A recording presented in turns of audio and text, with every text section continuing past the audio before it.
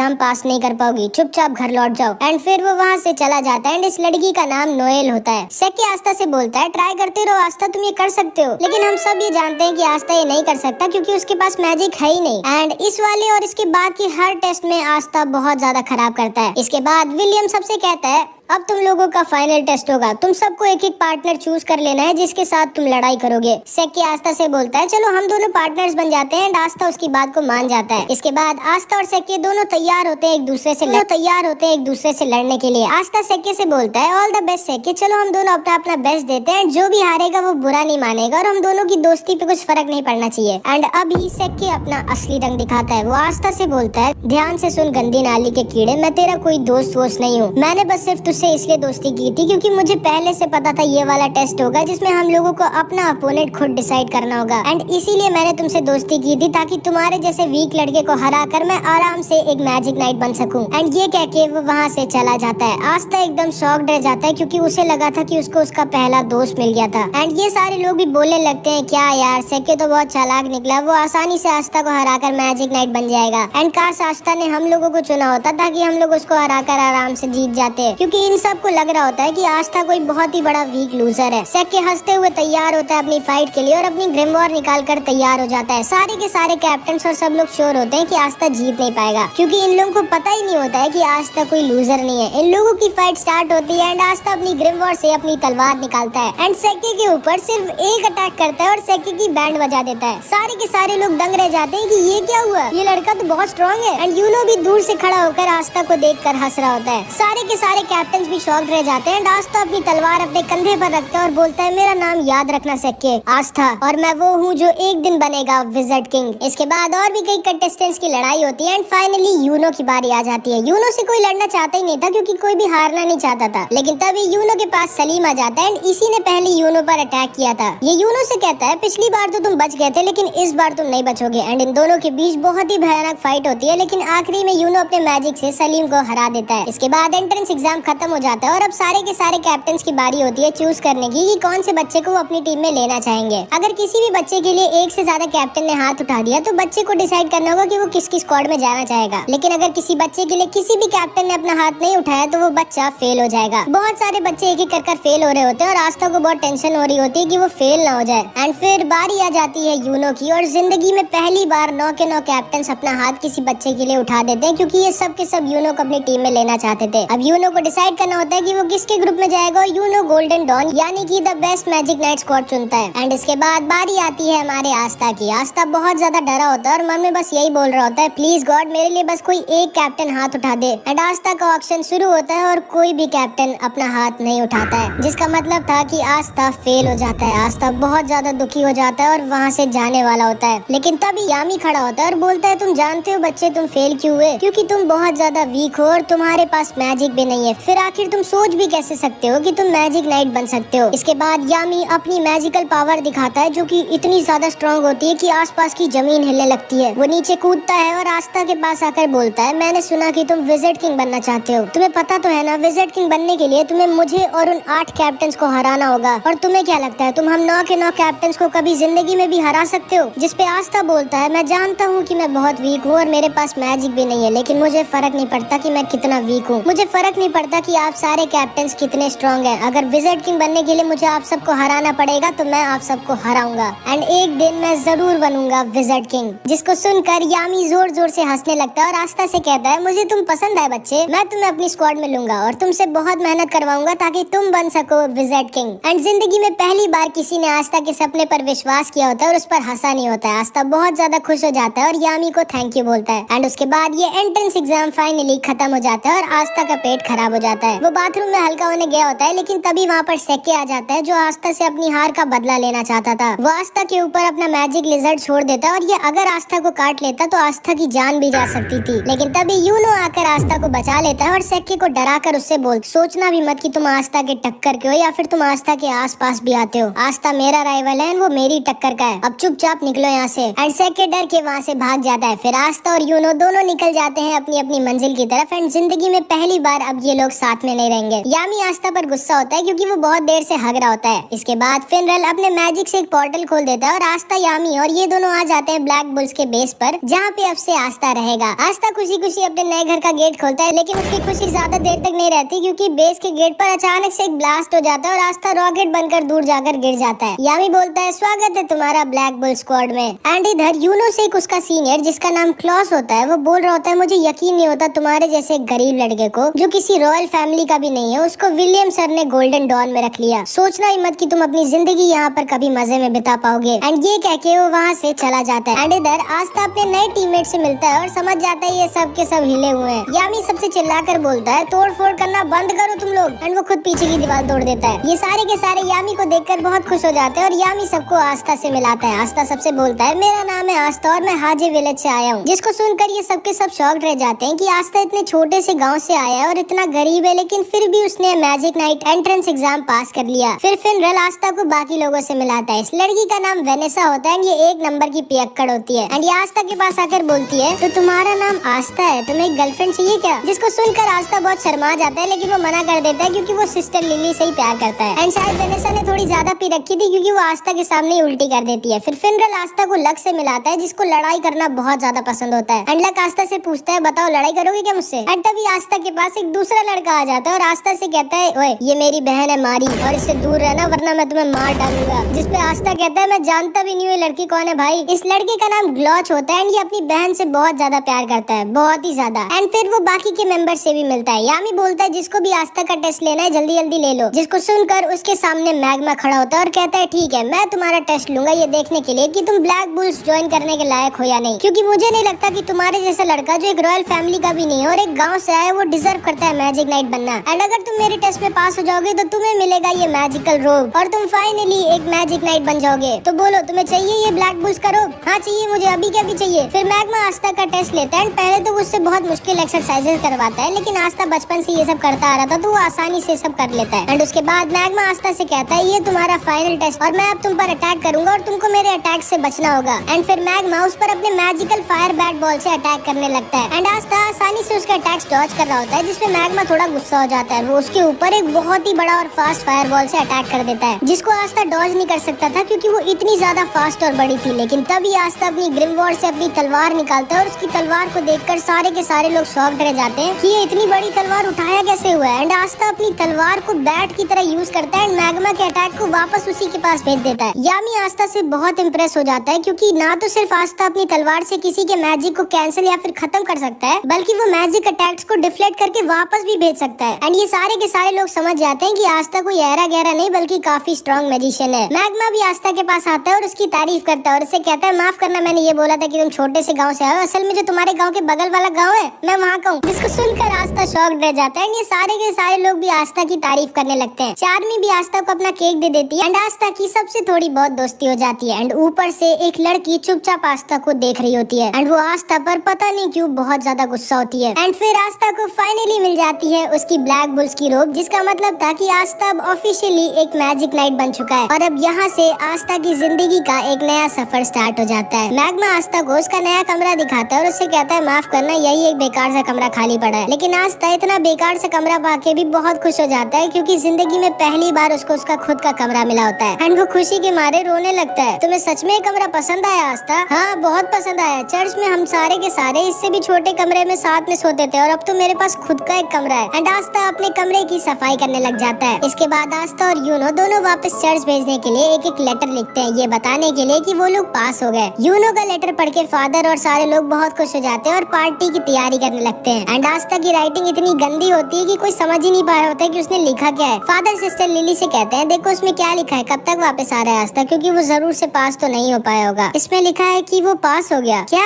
सारे के सारे चर्च के लोग शॉक्ड रह जाते हैं कि आस्था कैसे पास हो गया। मैक्स, सिस्टर लिली सब के सब बहुत ज्यादा खुश हो जाते हैं। बस फादर थोड़ा सा दुखी हो जाते हैं क्योंकि अब आस्था उनके पास वापस नहीं आएगा। आस्था सुबह सुबह खुशी खुशी उठता है और अपनी रोब पहनकर तैयार हो जाता है और जैसे ही वो अपने कमरे से बाहर निकलता है खंबे से लड़ जाता है। मैग्मा वहाँ आता है और पूछता है, तुम ठीक तो हो ना बच्चे? हाँ सेंपाई मैं ठीक तो हूँ, लेकिन कल ये खंबा यहाँ पर नहीं था, आज अचानक से कैसे आ गया? ओ ये असल में हम लोगों का कैसल अपने आप शेप बदलता रहता है। जैसे कल हम लोग दूसरी मंजिल पे थे, आज हम लोग चौथी मंजिल पे हैं। तुम्हें थोड़े दिनों में इसकी आदत लग जाएगी। उसके बाद मैग्मा आस्था को पूरे कैसल में घुमाता है कि किचन, बाथरूम, लड़कियों का बेडरूम जहाँ पे वो लोग नहीं जा सकते थे, और यामी के पेट्स के पास जो कि बेसमेंट में लॉक होते हैं। मैग्मा बोलता है ठीक है आस्था, आज तक इन सब की देखभाल मैं करता था और मुझे बहुत दुख के साथ कहना पड़ रहा है कि आज से तुम इन लोगों की देखभाल करोगे और इनका अच्छे से ख्याल रखना, क्योंकि यामी सर छोड़ेंगे नहीं तुमको अगर इनको कुछ भी हुआ तो। एंड आस्था यामी के पेट्स को खाना खिलाने के लिए आगे बढ़ता है, लेकिन ये पेट्स खाने को नहीं आस्था को खाना चाहते थे। वो दोनों वहाँ से भाग जाते हैं और हॉल में रेस लगाने लगते हैं, लेकिन तभी उनके सामने वही लड़की आ जाती है जो कल आस्था को ऊपर से देख रही होती है। एंड ये लड़की कोई और नहीं बल्कि नोएल होती है। एंड यामी ने आस्था के साथ इसको भी अपनी स्क्वाड में लिया होता है। मैग्मा बोलता है आस्था, इसने भी तुम्हारी तरह कल ही ब्लैक बुल्स ज्वाइन किया है। आस्था आगे बढ़ता है और नोएल से हैंडशेक करने के लिए अपना हाथ आगे बढ़ाता है, लेकिन नोएल उससे हाथ नहीं मिलाती और बोलती है किसने तुम्हें परमिशन दी मुझसे बात करने की गरीब कीड़े, जिसको सुनकर आस्था गुस्सा हो जाता है। फिर ये लड़की बोलती है मैं हूँ नोएल सिल्वा, रॉयल फैमिली की। एंड नोएल सिल्वर फैमिली की होती है जिसका ये कैप्टन भी था, और इनकी रॉयल फैमिली पूरे किंगडम में नंबर 2 पर आती है विलियम की फैमिली के बाद। आस्था गुस्से से बोलता है कीड़ा किसको बोल रही हो तुम, यहाँ पर तुम कोई रॉयल नहीं हो, तुम भी मेरी तरह एक ब्लैक बुल्स की मेंबर हो और हम दोनों टीममेट्स हैं। नोएल आस्था पर गुस्सा हो जाती है और वो उसके ऊपर एक मैजिकल अटैक कर देती है, बट नोएल का निशाना इतना खराब होता है कि उसका अटैक जाकर मैग्मा को लग जाता है। मैग्मा उठता है और बोलता है मुझे क्यों मारा, मैं तो कुछ बोल भी नहीं रहा था। जिसपे नोएल बोलती है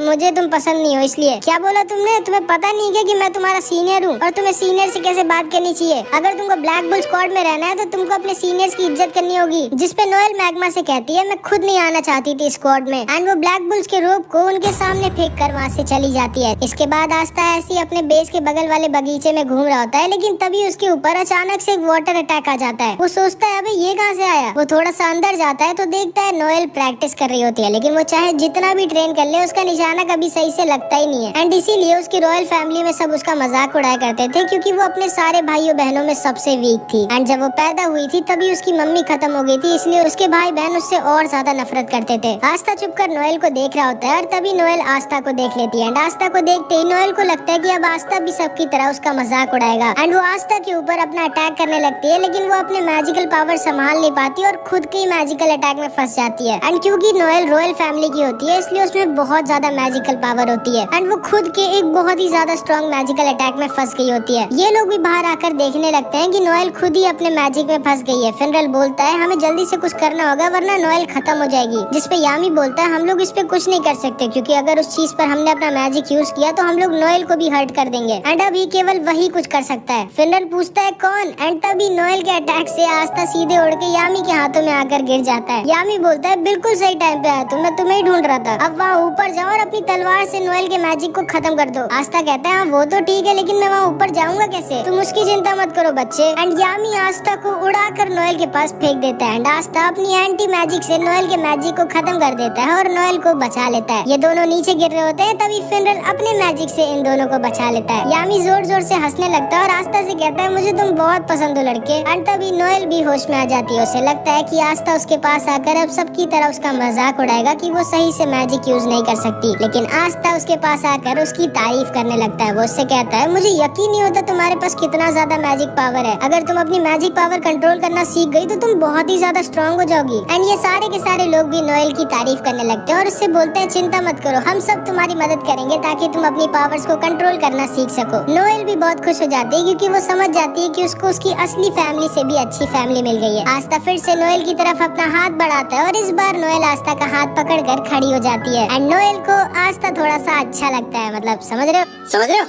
एंड वहीं पर दूसरी तरफ यूनो का सीनियर क्लॉस यूनो को बहुत ज्यादा परेशान कर रहा होता है और उसके साथ बिल्कुल भी अच्छे से पेश नहीं आ रहा होता। एंड पता नहीं क्यों ये यूनो से इतनी ज्यादा नफरत करता है, लेकिन शायद इसको पता नहीं है कि इसके साथ आगे क्या होने वाला है। तो आज आस्था का ब्लैक बुल्स में दूसरा दिन होता है। एंड सुबह सुबह उठते ही सबसे पहले तो आस्था अपने पूरे के पूरे बेस की सफाई करता है। उसके बाद वो काम वालियों की तरह सबके कपड़े धोता है, लड़कियों के भी। फिर यामी के पेट्स को खाना खिलाता है जो आज भी खाने को नहीं आस्था को ही खाना चाहते थे। एंड आस्था को ये सब काम इसलिए करने पड़ रहे होते हैं क्योंकि आस्था ने अभी अभी ब्लैक बुल्स ज्वाइन किया और वो सबसे छोटा है वहाँ पर, तो सब उससे अपना काम करवा रहे हैं। इसके बाद हम देखते हैं आस्था और सब लोग कैंटीन में बैठकर ब्रेकफास्ट कर रहे होते हैं। एंड आस्था नोएल से कहता है नोएल तुम मेरी मदद क्यों नहीं करती हो, तुम भी तो फर्स्ट ईयर की हो। चुप रहो गधे, मैं क्यों करूँ ये सब, भूलो मत मैं एक रॉयल फैमिली की हूँ, मेरा नाम है नोएल सिल्वा। हाँ मुझे पता है तुम्हारा नाम है नोएल सिल्वा, तब से 50 बार बता चुकी हो, कम से कम मेरी थोड़ी बहुत तो मदद करो। अच्छा वैसे मैग्मा सेंपाई, अब तो मैं मैजिक नाइट बन चुका हूँ, लेकिन मैजिक नाइट करते क्या है? तुमको यही नहीं पता मैजिक नाइट करते क्या है और तुमको मैजिक नाइट बनना था? मैं तुम्हें समझाती हूँ मेरे प्यारे आस्था। देखो मैजिक नाइट्स का काम होता है हमारे किंगडम को सेफ रखना और लॉ और ऑर्डर मेंटेन करके रखना, और हाँ हमें बुरे लोगों के साथ फाइट कर कर उनको मारना भी होता है, इसीलिए मैंने मैजिक नाइट ज्वाइन किया था। बोलो ना आस्था, मुझसे लड़ाई करोगे क्या अपनी तलवार से? एंड तभी चार्मी जोर जोर से रोने लगती है क्योंकि उसका खाना खत्म हो गया होता है, और ग्लॉच आस्था से फिर से कहता है, ओए आस्था ये मेरी बहन है मैरी और इससे दूर रहना वरना मैं तुम्हें मार डालूंगा। जिसपे नोएल सोचती है ये कैसे पागलों के बीच में आ गई हूँ मैं। एंड तभी यामी वहाँ पर आ जाता है और यामी मैग्मा से बोलता है, चलो मैग्मा हमारे मिशन का टाइम हो चुका है। एंड मैग्मा यामी के साथ जाने लगता है। आस्था पूछता है, आप लोग कौन से मिशन में जा रहे हो, मैं भी चलूं क्या आपके साथ? नहीं आस्था, ये मिशन बहुत ही ज्यादा खतरनाक और रिस्की है और हम बच्चों को अपने साथ नहीं ले जा सकते। आस्था को लगता है कि ये दोनों शायद सच में किसी बहुत ही डेंजरस और इम्पोर्टेंट मिशन में जा रहे हैं, बट इनका मिशन जुआ लड़ने का होता है। ये लोग जुआ लड़ने गए होते हैं पैसे जीतने के लिए, एंड ये दोनों के दोनों नंगे बैठे होते हैं क्योंकि ये दोनों अपने कपड़े तक हार गए होते हैं जुए में। एक और राउंड लगाओ जिराया। ठीक है, लेकिन इस बार आप क्या दाव पे लगाएंगे कैप्टन यामी? अपनी चड्डी? नहीं, वो मैं नहीं दे सकता, वो मेरे लिए बहुत जरूरी है। इस बार मैं दाव पर लगाऊंगा अपनी ग्रिम वॉर। अरे नहीं यामी सर, ये आप क्या कर रहे हो? आपकी चड्डी आपकी ग्रिम वॉर जितनी जरूरी थोड़ी है। चुप रहो मैग्मा, मैं हार नहीं मान सकता। एक ट्रू वॉरियर कभी भी गिव अप नहीं करता, याद रखना। और देखना इस बार मैं जरूर जीतूंगा। नहीं नहीं, मैं आपकी ग्रिम वॉर नहीं रख सकता। चलिए ठीक है, इस बार अगर आप हारे तो आपको मेरा एक काम करना होगा और आपकी चड्डी भी मेरी होगी। लेकिन हाँ, अगर आप जीते तो मैं आपको आपका सारा का सारा सामान वापस कर दूंगा। ठीक है, मुझे तुम्हारी शर्त मंजूर है। ये तुमने बहुत ही बड़ी गलती कर दी जिराया। बांटो पत्ते। यामी सर की बात सुनी तुमने? अभी कभी पत्ते बांटो, और इस बार आप नहीं जीतेंगे जिराया सर। एंड ये दोनों के दोनों अपनी चड्डी तक हार जाते हैं।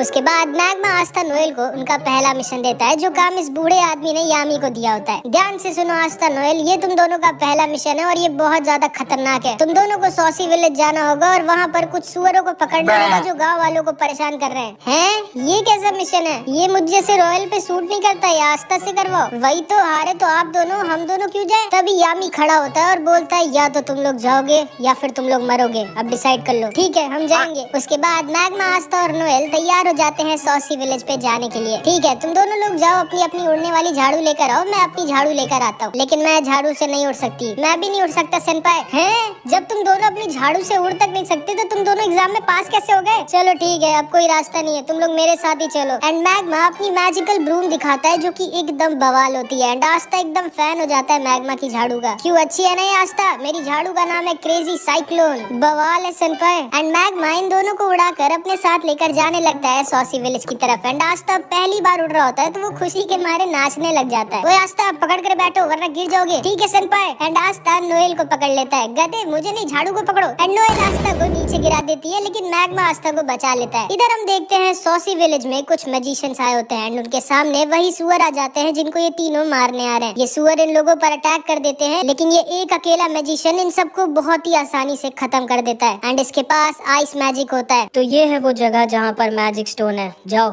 ढूंढो उसे। एंड उसके बाद ये आदमी इस पूरे के पूरे विलेज पे एक अजीब सा मैजिक कर देता है। थोड़ी देर बाद आस्था और ये दोनों भी सॉसी विलेज के पास वाले जंगल में पहुंच जाते हैं, जहाँ पे आस्था को एक सुअर ने घेर लिया होता है। नोएल आस्था को बचाने के लिए उस सुअर के ऊपर मैजिक अटैक करती है, लेकिन हम तो जानते हैं इसका निशाना कितना खराब है, ये आस्था को ही मार देती है। एंड आस्था के पास कोई ऑप्शन नहीं बचता एंड वो अपनी तलवार निकाल लेता है एंड उस सुअर को एक बार में ही हरा देता है। लेकिन तभी उसके सामने 3 सुअर और आ जाते हैं, लेकिन हमारे आस्था को कोई सुअर वुअर थोड़ी मार सकता है एंड ये अकेला ही उन सबको खत्म कर देता है। एंड मैग्मा के साथ उनको सॉसी विलेज ले जा रहा होता है। नोएल मैग्मा से पूछती है, तो इसी विलेज के मेयर ने आपको और कैप्टन यामी को हराया था? हाँ, उस आदमी का नाम जिराया है और वो सच्ची में बहुत ज्यादा स्ट्रॉन्ग है, जुए और लड़ाई दोनों में। असल में जब मुझे मेरी ग्रिम वॉर पहली बार मिली थी तो मैंने इस विलेज पर अटैक कर दिया था, इस विलेज का राजा बनने के लिए। लेकिन फिर जिराया सर ने मेरी जो बैंड बजाई मुझे आज तक याद है। वो बूढ़े जरूर है लेकिन वो बहुत ज्यादा स्ट्रॉन्ग है और उन्होंने ही मुझे ट्रेन किया था मैजिक नाइट बनने के लिए। एंड वो सच्ची में दिल के एक बहुत अच्छे इंसान है। एंड तभी मैग्मा, आस्था और नोएल सॉसी विलेज के पास आ जाते हैं, जिसको आइस ने अपने मैजिक में घेर रखा था। आज का मौसम थोड़ा अजीब नहीं है मैग्मा सेंपाई? गधे, वो मौसम नहीं मैजिक है। आस्था जल्दी कुछ करो। भला मैं क्या कर सकता हूँ इसमें? यार तुम कितने कम दिमाग के हो, अपनी तलवार से उस मैजिक को हटाओ। अच्छा हाँ ओके। एंड आस्था अपनी तलवार से आइस के मिस्ट मैजिक को हटा देता है। ये तीनों देखते हैं पूरे विलेज के लोगों को आइस और उसके साथियों ने बंदी बना कर रखा है। एंड आइस अपने मैजिक से इन सबको खत्म करने वाला होता है, लेकिन तभी मैग्मा अपने मैजिक से इन सबको बचा लेता है। ये सारे गांव के लोग मैग्मा को देखकर बहुत खुश हो जाते हैं और मैग्मा उन सबके पास आता है तो देखता है जिराया खत्म हो चुका था एंड उसने अपनी आखिरी सांस तक विलेजर्स को प्रोटेक्ट। अरे तुम लोग अंदर कैसे आ गए? चलो अच्छी बात है, मैं वैसे भी यहाँ पर बहुत बोर हो रहा था। एंड आइस मैग्मा के ऊपर भी एक बहुत ही बड़ा और स्ट्रॉन्ग मैजिकल अटैक कर देता है जिसे मैग्मा डॉज नहीं कर सकता था, लेकिन तभी आस्था अपनी एंटी मैजिक स्वॉर्ड से आइस के अटैक को बीच से काट देता है। आइस शॉक्ड रह जाता है कि ये कैसी मैजिक पावर है, ये तो मैं पहली बार देख रहा हूँ। एंड आस्था आइस से बोलता है तू तो गया एंड वो आइस की तरफ अपनी तलवार लेकर भागता है। ये लोग भी आस्था के ऊपर अटैक करते हैं लेकिन आस्था की तलवार के रहते उनके अटैक्स आस्था को छू भी नहीं सकते थे। आइस आस्था से बोलता है बहुत खूब बच्चे, मुझे नहीं पता था ब्लैक बुल जैसी बेकार स्क्वाड में तुम्हारे जैसी अनोखी मैजिकल पावर वाला कोई लड़का है। आखिर तुम इन सब जानवरों को क्यों बचाना चाहते हो? क्या बोला तुमने? जानवर कहाँ है? ये सारे के सारे जो यहाँ पर बैठे हुए हैं जिनके पास इतनी मैजिकल पावर भी नहीं कि अपने आप को प्रोटेक्ट कर सके और जो दूसरों से उनकी खुद की जिंदगी बचाने की भीख मांगते हैं, ये सब के सब जानवर ही तो हैं। आओ हमारी टीम ज्वाइन कर लो, उसके बदले में मैं तुम्हें इतना अमीर कर दूंगा कि तुम सोच भी नहीं सकते और तुम अपनी पूरी जिंदगी मजे में बिताओगे। आखिर क्यों अपनी जिंदगी को इन जानवरों के लिए खोना चाहते हो तुम? जिसको सुनकर आस्था को अपने बचपन की याद आ जाती है जब वो सिस्टर लिली से पूछता है सिस्टर लिली हम लोग इतने छोटे से गांव में क्यों रहते हैं, हम लोग किसी शहर में क्यों नहीं चले जाते या फिर जहाँ पर विजिट किंग रहते हैं। देखो आस्था, केवल वो लोग वहाँ पर रह सकते हैं जिनके पास बहुत स्ट्रॉन्ग मैजिकल पावर हो या फिर जो बहुत स्ट्रॉन्ग हो। देखिएगा सिस्टर लिली, जब मैं विजिट किंग बनूंगा तो हम सब लोग विजिट किंग के पैलेस में साथ में रहेंगे, ठीक है? मुझे इंतजार रहेगा। एंड फिर आस्था आइस से बोलता है ये लोग जिनको तुम जानवर कह रहे हो ये जानवर नहीं बल्कि तुम जानवर हो, क्योंकि तुम्हारे अंदर इंसानियत नहीं है जो कि एक इंसान होने की सबसे बड़ी खूबी होती है। ये लोग मेहनत कर कर अपना पेट पालते हैं और खुशी खुशी रहते हैं एंड कोई भी बुरा काम नहीं करते। ये सब असली मायनों में इंसान है। एंड आस्था दोबारा से आइस के ऊपर अटैक कर देता है। तुम भी इन सब की तरह बेवकूफ हो, अब मरो। एंड आइस के साथ ही दोबारा से पूरे के पूरे विलेज को मिस्ट मैजिक में घेर लेते हैं एंड आइस अपने मैजिक से आस्था और सारे लोगों को अपनी आइस ब्लेड से घेर लेता है एंड उन सब पर अटैक करने लगता है। आस्था अकेली उसके सारे अटैक्स रोक रहा होता है और मैग्मा नोएल और सारे विलेजर्स को बचा रहा होता है, लेकिन वो बहुत ज्यादा थक चुका होता है। आखिर कब तक लड़ोगे बच्चे? मैं कई दिनों तक तुम पर अटैक करता रह सकता हूँ। आखिर कभी न कभी तो तुम थकोगे या फिर मिस करोगे एंड वही तुम्हारी जिंदगी का आखिरी पल होगा। एक गलती और तुम खत्म। और मुझे नहीं लगता कि रहेगा तो मैग्मा नोएल और सारे गांव वाले मारे जाएंगे। एंड तभी आस्था को आइस का एक अटैक लग जाता है। नोएल भी उसके ऊपर अटैक करने की कोशिश करती है लेकिन उसका निशाना लगता ही नहीं है। आइस नोएल से बोलता है तुम तो एक रॉयल फैमिली की हो, तुमको मैं सबसे पहले मारूंगा। जिसको सुनकर नोएल डर जाती है और वो समझ जाती है कि हम लोग इनसे नहीं जीत सकते एंड नोएल वहाँ से भागने लगती है। लेकिन तभी नोएल को एक छोटी सी बच्ची पकड़ लेती है और उससे कहती है प्लीज हमें छोड़कर मत जाइए, हमारी मदद करिए। जिसको सुनते ही नोएल की आंखें खुल जाती हैं क्योंकि पहली बार किसी ने जिंदगी में नोएल से हेल्प मांगी होती है। नोएल उस बच्ची से बोलती है चिंता मत करो, मैं तुम्हें कुछ भी नहीं होने दूंगी, मेरा नाम है नोएल सिल्वा, सिल्वर फैमिली की। एंड तभी नोएल की ग्रिमवॉर में एक नया मैजिकल अटैक आ जाता है एंड वो अपनी नई मैजिकल पावर का यूज करके सारे के सारे विलेजर्स को अपने वाटर मैजिक शील्ड में घेर लेती है। मैग्मा नोएल की तारीफ करता है और आइस समझ जाता है कि नोएल के पास बहुत ज्यादा मैजिकल पावर है। एंड तभी आस्था जो कि एक शेर की तरह सही मौके का इंतजार कर रहा था, उसको वो सही मौका दिख जाता है एंड वो आइस के ऊपर छुप कर अटैक कर देता है। आइस आस्था को देखकर डर जाता है और समझ जाता है कि वो इस अटैक को डॉज नहीं कर सकता। एंड आस्था आइस के सीने में अपनी तलवार घुसेड़ देता है बट आस्था की तलवार आइस के दिल तक नहीं पहुंच पाती। एंड तभी आइस भी अपनी मैजिक से आस्था के पेट में एक छेद कर देता है एंड आस्था नीचे आकर गिर जाता है। आइस उसके पास आता है और बोलता है अब थोड़ी देर दर्द में तड़पो बच्चे, उसके बाद तुम खुद ही खत्म हो जाओगे। एंड आइस जाकर अपने मैजिक से नोएल की शील्ड को तोड़ने लगता है। मैग्मा डर जाता है और वो समझ जाता है कि वो आइस को नहीं हरा सकता एंड वो डिसाइड कर लेता है कि मे भी शायद जिराया सर ने जो कुछ भी उसके लिए किया है उसका हिसाब बराबर करने का टाइम आ गया है। एंड मैग्मा डिसाइड करता है कि वो अपनी आखिरी सांस तक आइस से लड़ाई करेगा जब तक वो खत्म नहीं हो जाएगा। आइस नोएल की शील्ड को तोड़ने ही वाला होता है लेकिन तभी आस्था पीछे से दोबारा आइस पर अटैक कर देता है बट आइस आस्था को फिर से इंजर्ड करके दूर गिरा देता है। तुम अभी तक हार नहीं माने बच्चे। And Aastha bar bar ice पर अटैक कर रहा होता है लेकिन बार बार इंजर्ड होकर दूर गिर जा रहा होता है एंड फिर से खड़ा हो जा रहा होता है। मैग्मा आस्था को देखता है और समझ जाता है नहीं, वो अभी मर नहीं सकता जब तक वो सारे विलेजर्स को बचाना ले। आइस बोलता है आखिर तुम इन जानवरों को क्यों इतनी पागलों की तरह बचाना चाहते हो बच्चे? आखिर मिलेगा क्या तुमको इन सबको बचाकर? जिस पे आस्था बोलता है इन सबको बचाकर मुझे मिलेंगी इन सब की दुआएं जिससे मैं एक दिन बनूंगा विजिट किंग। तुम जिंदगी में कभी विजिट किंग नहीं बन सकते क्योंकि तुम्हारी मौत आज मेरे हाथों लिखी है। ओए, मैं तुम्हें दो चीज की गारंटी देता हूँ। पहली कि मैं और आस्था मिलके आज तुम्हारी बैंड बजाएंगे और दूसरी आस्था एक दिन जरूर बनेगा विजिट किंग। एंड मैं मैग्मा अपनी बची कुची सारी पावर का यूज कर इन तीनों के ऊपर एक फायर अटैक कर देता है, जिसको ये लोग आसानी से डॉज कर लेते हैं। मैग्मा वहीं पर गिर जाता है और आइस मैग्मा के ऊपर अपना आइस ब्लेड यूज कर देता है, जिससे मैग्मा अब नहीं बच सकता था। मैग्मा बोलता है ठीक है आस्था, मेरे जाने का टाइम आ चुका है, इन लोगों को दिखा दो कि तुम क्या हो। एंड तभी आस्था पीछे से मैग्मा के सारे अटैक्स को डिफ्लेक्ट करके वापस इन तीनों की तरफ भेज देता है। क्या ये लड़का अपनी तलवार से अटैक वापस भी भेज सकता है? एंड वो सारे के सारे अटैक जाकर इन तीनों को लग जाते हैं एंड आइस पूरी तरह से जलने लग जाता है। आइस मैग्मा की आग को बुझाने के लिए अपने आइस मैजिक का यूज करने की कोशिश करता है, लेकिन तभी आस्था उसके ऊपर अपनी तलवार लेकर पहुंच जाता है। नहीं, मैं एक बच्चे से नहीं हार सकता। जिसपे आस्था बोलता है रुको, अब मैं तुम्हें दिखाता हूँ कि एक जानवर क्या होता है। एंड आस्था आइस के ऊपर अपनी स्वॉर्ड से अपनी पूरी जान लगाकर अटैक कर देता है एंड आइस को वहीं पर सुला देता है। एंड इधर मैग्मा को नोएल अपने शील्ड मैजिक से बचा लेती है।